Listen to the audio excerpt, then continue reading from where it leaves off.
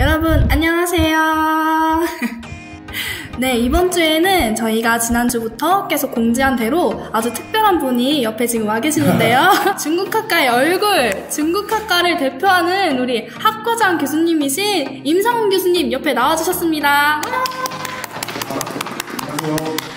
방금 소개받은 임상훈입니다. 뭘 얘기를 해야 하나 하고 한참 고민을 하다가 최근에 이제 제가 연재하고 있는 글이 있어요. 여러분들에게 소개해주면 이것도 나름 괜찮겠다 해서 이 내용을 가지고 오늘 여러분들을 찾아뵙게 됐습니다. 신입생들은 OT 때 홍 교수님과 제 소개 영상을 보셨을 겁니다.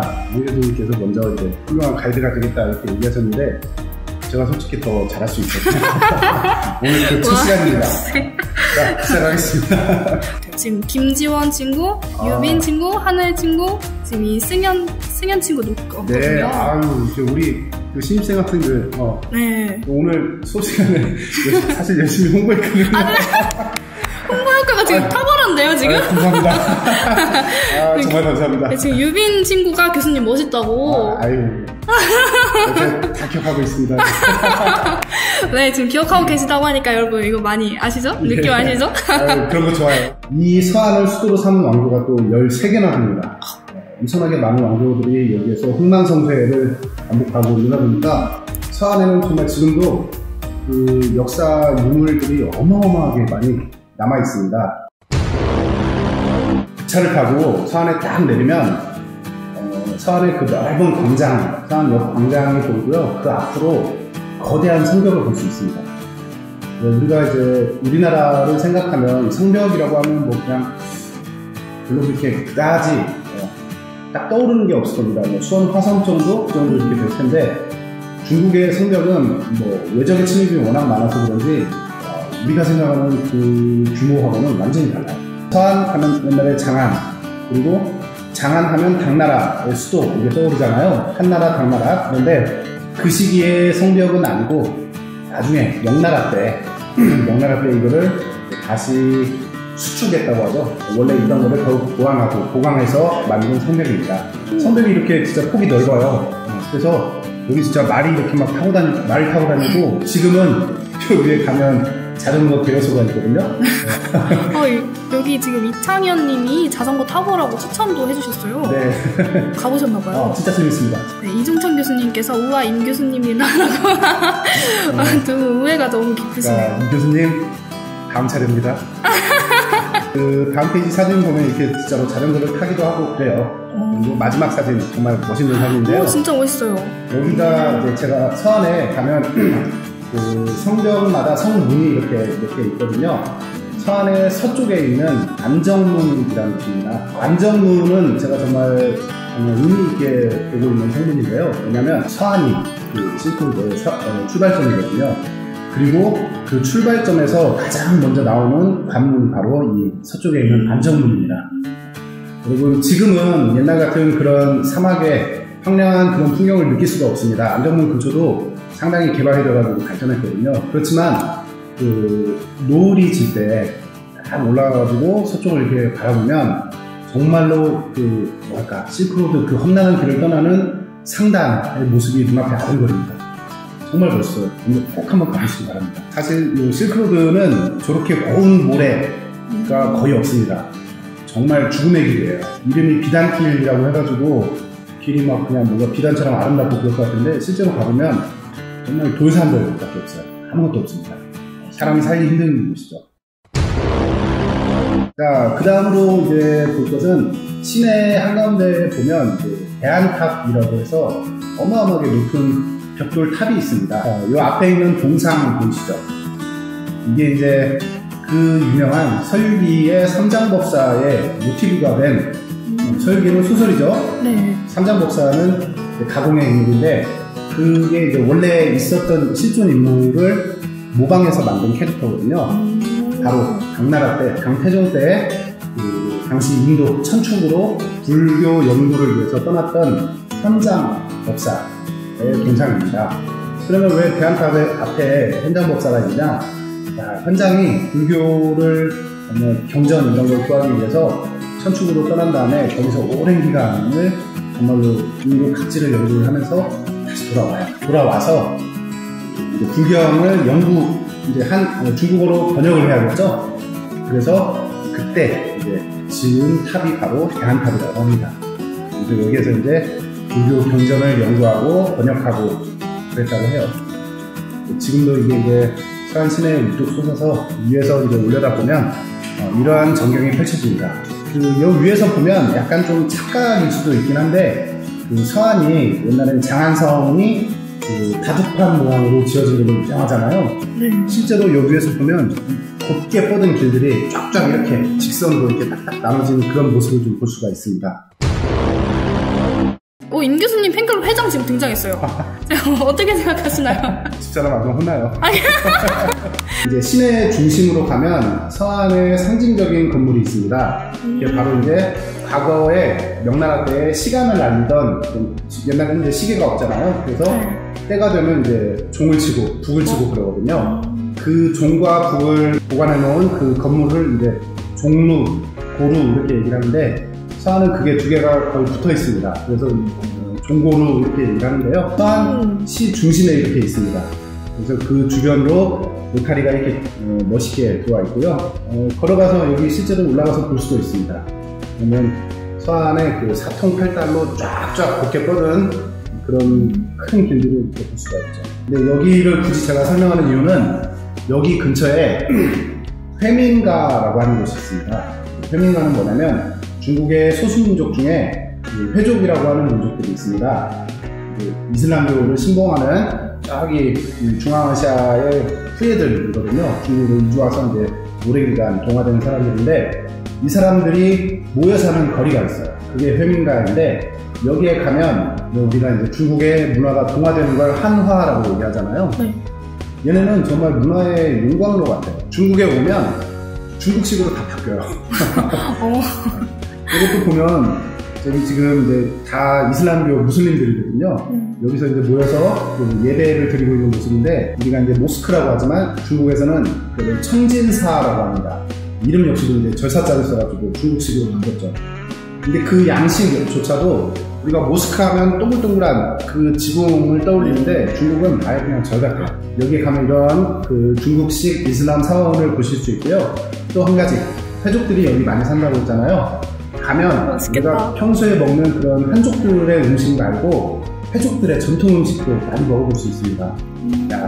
대표적인 게 이제 양꼬치라든지 그 유명한 육현마, 어떻게 보면 이제 약간 좀 햄버거 비슷한 건데요. 그 빵을 가운데로 이렇게 잘라가지고 그 안에 고기와 채소를 넣어가지고 먹는 건데 괜찮습니다. 오른쪽 밑에 있는 음료는 쏘안메이탕이라고 해서 그 매실을 이렇게 이제 가공을 해가지고 저렇게 주스처럼 만드는 건데 여름에 주로 많이 먹습니다. 갈증을 없애는데 상당히 좋다고 해요. 서안에 가면요, 여기가 이제 그 유명한 진시황제가 전국을 통일한 다음에 수도를 함양이라는 곳에 둡니다. 바로 이제 서안 근교거든요. 그래서 그 서안 근교에 가면 진시황제와 관련한 유적들이 상당히 많이 있습니다. 그 유명한 병마용이 여기 있고요. 시내에서 떠나서 이렇게 쭉 그 병마용을 찾아서 이렇게 떠나다 보면 가장 먼저 만나는 게 진시황릉입니다. 황제의 능묘인데요.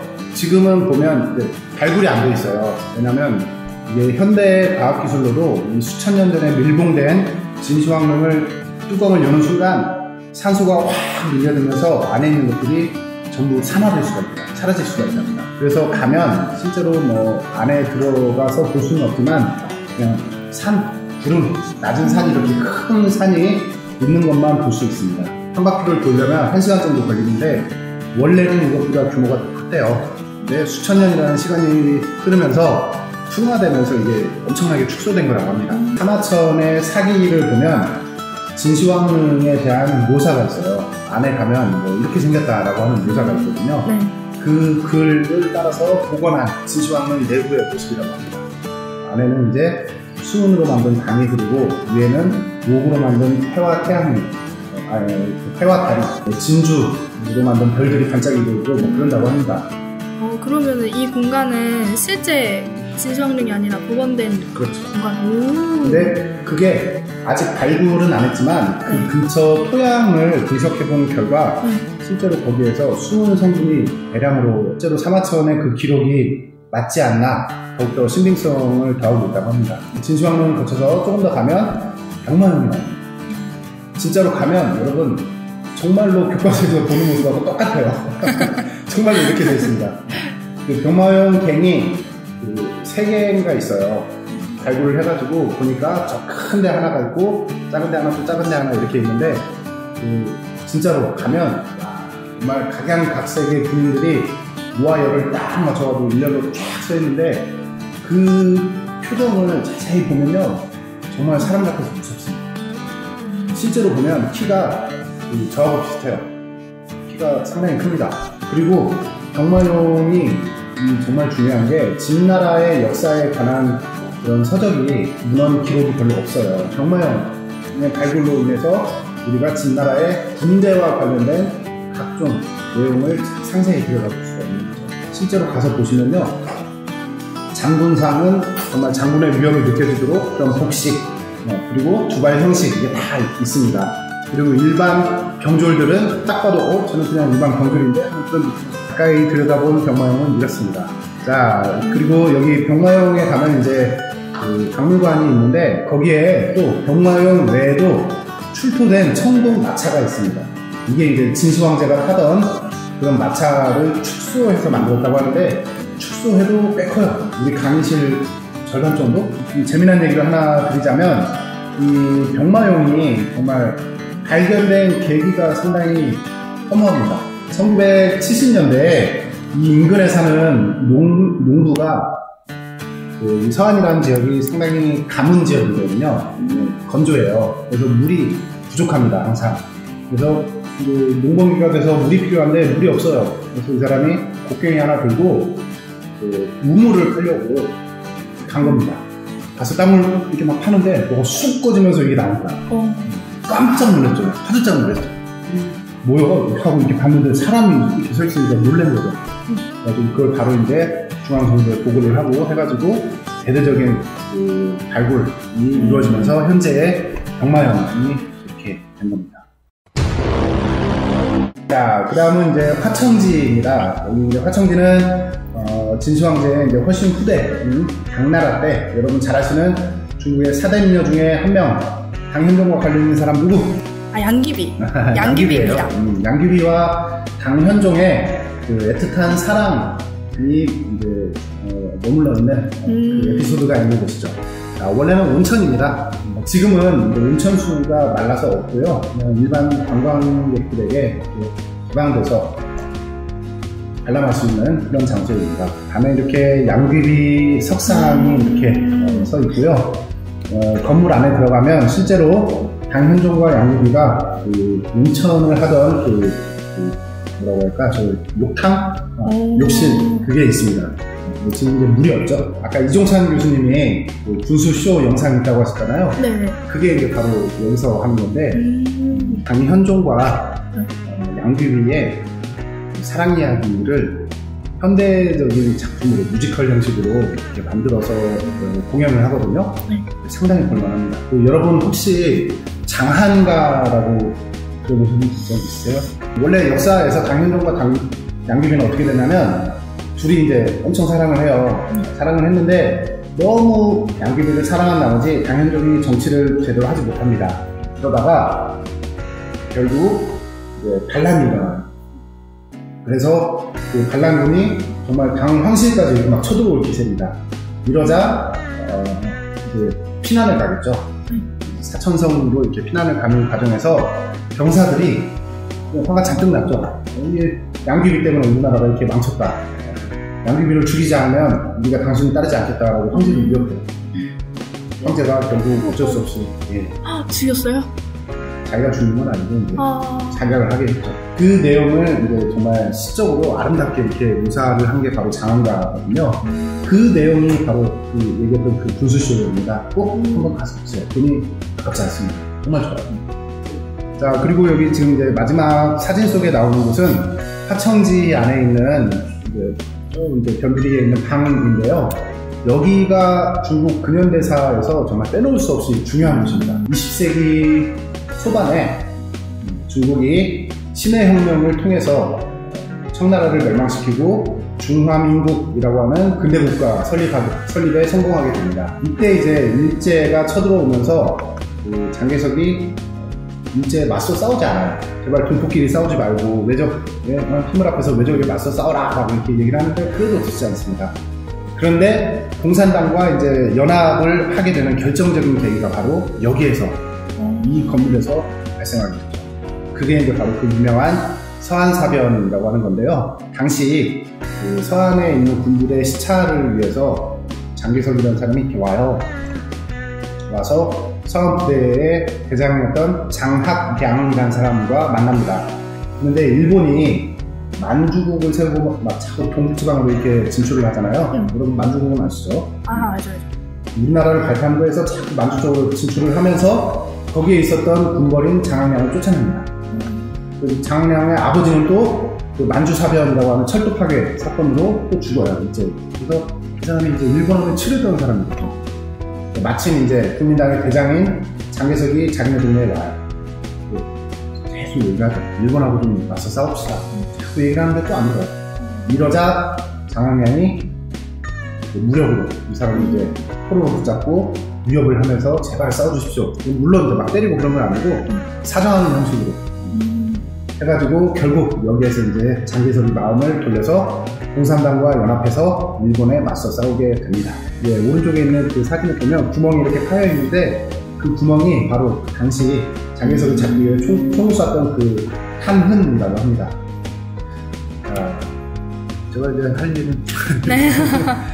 지금 다들 교수님이 설명을 너무 잘해주셔가지고 서한 가고 싶다는 댓글이 진짜 많아요. 네. 가이드가 워낙 훌륭하셔가지고. 그렇죠. 괜찮죠? 네, 우리 진영 씨는 어떠셨어요, 오늘? 방금 전에 교수님께서 칼럼 올리신다 하시는데 제가 그 칼럼 계속 보고 있거든요. 진행이 친구들이나 역사 들으시는 분들 꼭 그 칼럼 한번 읽으셨으면 좋겠어요. 좀 더 시간이 된다면 더욱더 많은 자료를 가지고 여러분들에게 설명을 더 재밌게 해드리고 싶은데 제약된 환경과 시간 속에서 하려니까 뭔가 좀 약간 앞뒤 쏙 빠진 그런 느낌이 좀 없잖아 있는데요. 그래도 여러분들의 이런 역사, 유명한 도시 이런 데에 대한 관심을 유발하는 정도만 했어도 저는 성공했다고 생각합니다. 다른 교수님들 한 번씩 다 나오시면 다음에는 제가 국경을 가지고 한번 또 여행을 한번 떠나보겠습니다. 국경으로 여행을 떠나려면 다른 교수님들 다 나오셔야 된다고 지금 다 보고 계시죠, 교수님들? 저희 국경 꼭 가고 싶으니까 다들 꼭 한 번씩 나와주셨으면 좋겠습니다. 네, 그러면 오늘 서한 여행은 여기까지고요. 다음 주에는 좀 더 재밌는 콘텐츠를 가지고 찾아뵙도록 하겠습니다. 감사합니다. 감사합니다.